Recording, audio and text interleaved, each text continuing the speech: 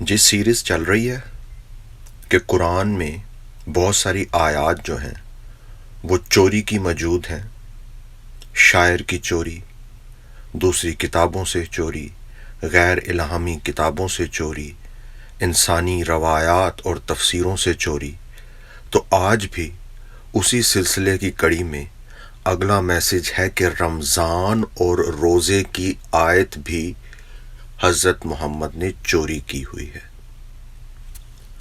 جی، چوری پکڑی گئی ہے۔ رمضان روزے کے مہینے کا جو سٹیٹس ہے اسلام میں، یہ چوری شدہ ہے۔ روزے کی آیت جو قرآن میں ہے یہ بھی چوری کی ہے۔ رمضان یہ آیت حضرت محمد نے چوری کر کے قرآن میں شامل کی ہے۔ اس کا ثبوت یہ آیت آپ کے سامنے ہے۔ یہ قرآن چیپٹر 2 ہے اور ورس 183 ہے، جس میں روزے کا حکم آیا ہے، اور یہ روزے کا حکم بھی اس طرح آیا ہے کہ روزے تم پر فرض کیے گئے ہیں جیسے تم سے پہلی قوموں پر، جیسے تم سے پہلے لوگوں پر۔ تو ہم اب دیکھیں گے کہ اس آیت میں ہی ہمیں ہنٹ مل گیا ہے کہ یہ روزے کا حکم چوری شدہ ہے، کیونکہ جب ہم میچ کریں گے کہ وہ کون لوگ ہیں جو حضرت محمد سے پہلے حضرت محمد کی طرح، رمضان کی طرح اسلام میں روزے کا جو حکم اور احکام ہے اس کی طرح کون لوگ روزے رکھتے تھے، تو پھر ہمیں پتہ چل جائے گا کہ یہ چوری کیسی چوری ہے۔ اور اس میں جو لفظ روزے کے لیے الصیام استعمال ہوا ہے یہ صوم سے ہے، اور یہ بھی حضرت محمد کی ایک غلطی اور قرآن کی ایک غلطی ہے کہ قرآن، اور اللہ تو کہتا ہے کہ قرآن کلیئر عربی زبان میں ہم نے نازل کیا ہے، لیکن حضرت محمد یہاں پر ثبوت ہے حضرت محمد کی چوری کا کہ حضرت محمد یہاں پر جو لفظ روزے کے لیے استعمال کر رہے ہیں الصیام یا سیام، وہ صوم سے نکلا ہے، اور یہ عربی لفظ نہیں ہے، یہ سریک زبان کا لفظ ہے۔ تو اس سے بھی پتہ چلتا ہے کہ یہ آیت غیر الہامی ہے اور چوری شدہ آیت قرآن میں شامل ہوئی ہے۔ جیسا میں بھی آپ کو سکرین پر دکھا رہا ہوں کہ یہ صوم عربی میں سیام، اور یہ لفظ سریک زبان کا ہے، فاسٹنگ کے لیے، روزے کے لیے۔ قرآن میں رمضان کا لفظ بھی آیا ہے، رمضان کہہ لیں، رمضان کہہ لیں، یہ لفظ عربی کا لفظ ہے، لیکن اس کا مطلب بڑا انٹرسٹنگ ہے۔ اس کا مطلب ہے شدید گرمی یا خشکی، رمضان کا مطلب۔ اب یہ شدید گرمی اور خشکی رمضان کے مہینے میں مسلمان وہ لوگ جن کا روزہ نہیں ہوتا، ان کے حلق اور زبان خشک کر کے ان پر انہوں نے یہ رمضان اور یہ روزے کا مہینہ ان پر لاگو کیا ہوتا ہے، ان کی زندگیوں کو خشک کر کے ان کے اوپر اسلام جیسے تلوار سے پھیلا اسی طرح ان کے اوپر رمضان کو پھیلا رہے ہوتے ہیں زبردستی، کہ کوئی پبلک میں کھا پی نہیں سکتا۔ کسی اسلامی ملک کو دیکھ لیں، زبردستی کے قانون، تلوار کے قانون، اور اس مطلب رمضان کے مطلب کے مطابق کہ گرمی اور خشکی، یہ گرمی اور خشکی یہ ان لوگوں پہ نکال رہے ہوتے ہیں جن کا روزہ نہیں ہوتا۔ جی، اب آ جاتے ہیں اس ریفرنس کی طرف۔ یہ صحیح بخاری ہے، اور اس میں حضرت عائشہ سے روایت ہے کہ عاشورہ کا روزہ جو قریش کے قبیلے کی نسبت سے ہے، اسلام سے پہلے حضرت محمد اس دن روزہ رکھا کرتے تھے. یعنی پیگنز کے ساتھ، بت پرستوں کے ساتھ، مشرکین کے ساتھ حضرت محمد مل کر روزہ رکھا کرتے تھے، اور جب وہ مدینے میں آئے تو یہی حکم انہوں نے مسلمانوں کے لیے بھی بنا دیا. تو اس سے ہمیں پتہ چلتا ہے کہ روزے کا، رمضان کا کانسیپٹ اسلام کے اندر حضرت محمد بت پرستوں سے لے کر آئے. اور یہ ریڈ لائن تک تو حدیث کے الفاظ ہیں. اس کے نیچے میں آپ کو ہنٹ دے رہا ہوں کہ پورے رمضان کے مہینے 30 دنوں کے روزے کا کانسیپٹ حضرت محمد نے ایک بت پرست اور مشرک قوم سابین ان سے لیا ہے. اگر آپ دیکھیں کہ یہ سابین کون ہیں تو ان کا ذکر قرآن نے 3 مرتبہ کیا ہے ان آیات میں. اور ان سابیان کو، سابین کہہ لیں یا سابیان، ان کو اہل کتاب یہود و نصارہ کے ساتھ برابر بیان کیا ہے.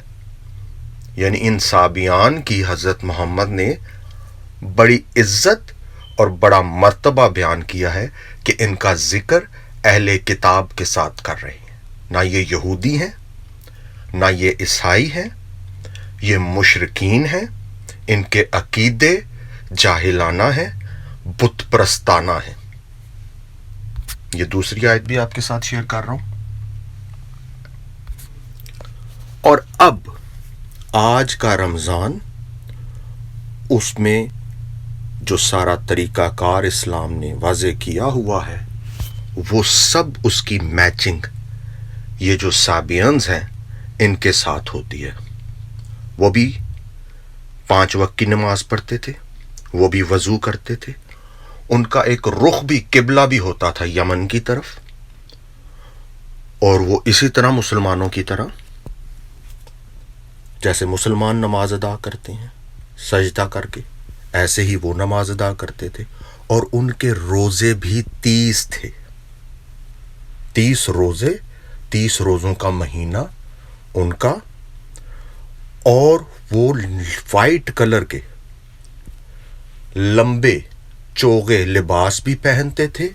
اور سب سے انٹرسٹنگ بات کہ ان بت پرستوں کے، مشرکین کے اندر اور قریش کے قبیلے کے اندر یہ بات مشترک تھی کہ وہ دا مون گاڈ، اللہ بت، جو چندہ ماموں ہیں بتوں میں، ان کو بھی وہ اس کی پرستش کرتے تھے.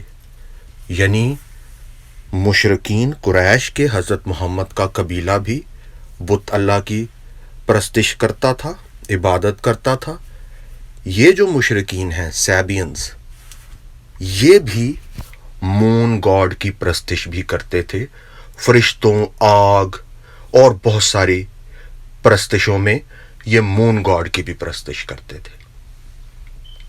تو اس میچنگ سے اب آپ کو پتہ چل گیا ہوگا کہ رمضان اور رمضان کی آیت، اور وہ جو رمضان کی آیت اور روزے کی آیت کا حکم ہے کہ روزے تم پر فرض کر دیے گئے ہیں جیسے تم سے پہلے لوگوں پر. یہ غیر الہامی حکم ہے، یہ انسانی حکم ہے. کیونکہ جو قوم حضرت محمد سے پہلے، اسلام سے پہلے اس طریقے سے روزے رکھتی تھی، وہ مشرکین ہیں، وہ بت پرست ہیں. تو اس سے حضرت محمد کی چوری پکڑی گئی ہے. اور ہم جانتے ہیں چور چوری سے جاتا ہے، ہیرا پھیری سے نہیں جاتا. اور یہ ہیرا پھیری ہم آج بھی اسلام میں دیکھ رہے ہیں.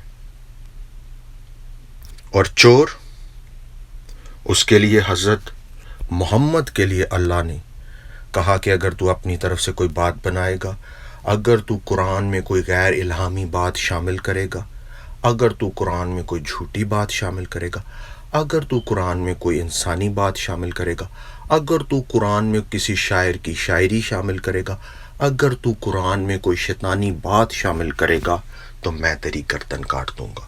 قرآن 69 ورس 46۔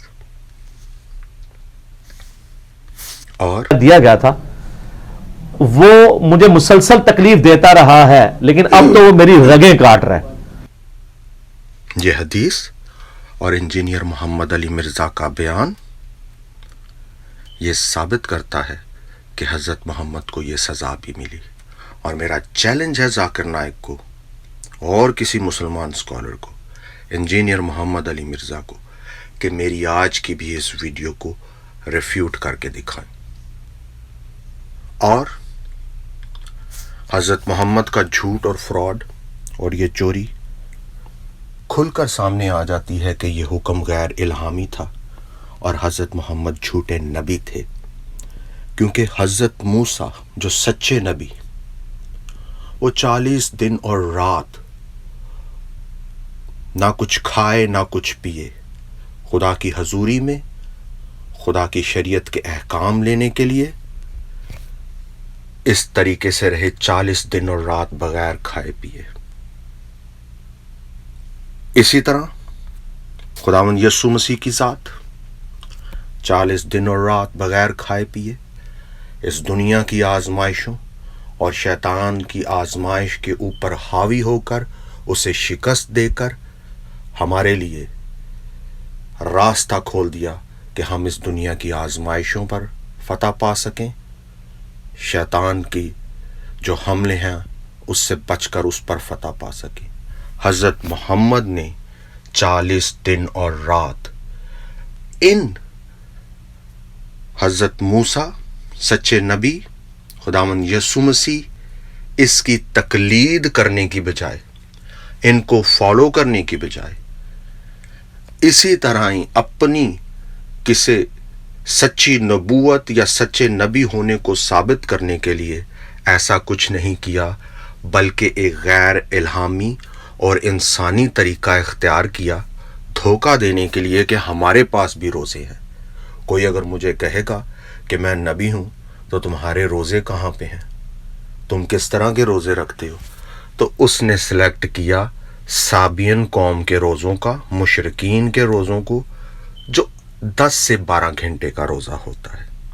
اس سے بھی ثابت ہوتا ہے کہ حضرت محمد جھوٹے نبی اور یہ حکم قرآن کے اندر غیر الہامی ہے، انسانی ہے اور چوری شدہ ہے۔ اور آخر میں آج میں مسلمان بہن بھائیوں سے یہ کہوں گا کہ ہمارے لیے آج خدا کے الہام سے خدا کی تعلیم روزے کے بارے میں کیا ہے، وہ متی کی انجیل اس کا 6 باب اور اس کی 16ویں آیت سے۔ اور جب تم روزہ رکھو تو ریاکاروں کی طرح اپنی صورت اداس نہ بناؤ، کیونکہ وہ اپنا منہ بگاڑتے ہیں تاکہ لوگ ان کو روزہ دار جانیں۔ میں تم سے سچ کہتا ہوں کہ وہ اپنا اجر پا چکے۔ بلکہ جب تو روزہ رکھے تو اپنے سر میں تیل ڈال اور منہ دھو، تاکہ آدمی نہیں بلکہ تیرا باپ جو پوشیدگی میں ہے تجھے روزہ دار جانے۔ اس صورت میں تیرا باپ جو پوشیدگی میں دیکھتا ہے تجھے بدلہ دے گا۔ یہ روزے کی تعلیم، خداوند یسوع مسیح کی تعلیم، خدا کے الہام کی تعلیم ٹوٹلی اپوزٹ ہے رمضان کی تعلیم کے، اسلامی روزے کی تعلیم کے۔ جو تلوار ہے مسلمانوں کے اوپر، جو تلوار ہے اسلامی ملکوں میں، وہ جو روزہ نہیں رکھتے ان کے اوپر، جو دکھاوے کا روزہ ہے۔ اور دوسری طرف خدا کا حکم ہے پوشیدگی میں روزہ رکھ، کسی کو اس روزے میں تکلیف نہ دے، اور وہ روزہ تیرے اور تیرے خدا کے درمیان ہے۔ وہ عبادت کا وقت ہے، وہ خدا کی حضوری میں رہنے کا وقت ہے، وہ دنیا کی باتوں سے دور رہنے کا وقت ہے، اور اپنی ضروریات کو خدا کے حضور رکھنے کا وقت ہے۔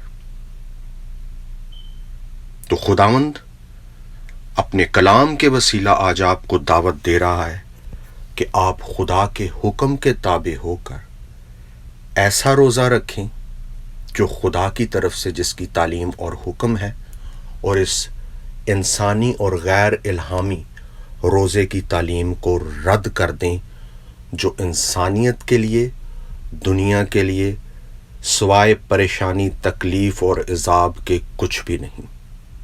تو خدا کو خوش رکھنا ہے تو خدا کی تعلیم کے مطابق روزہ رکھیں، اس کے لیے خداوند آپ کو برکت دے، آمین۔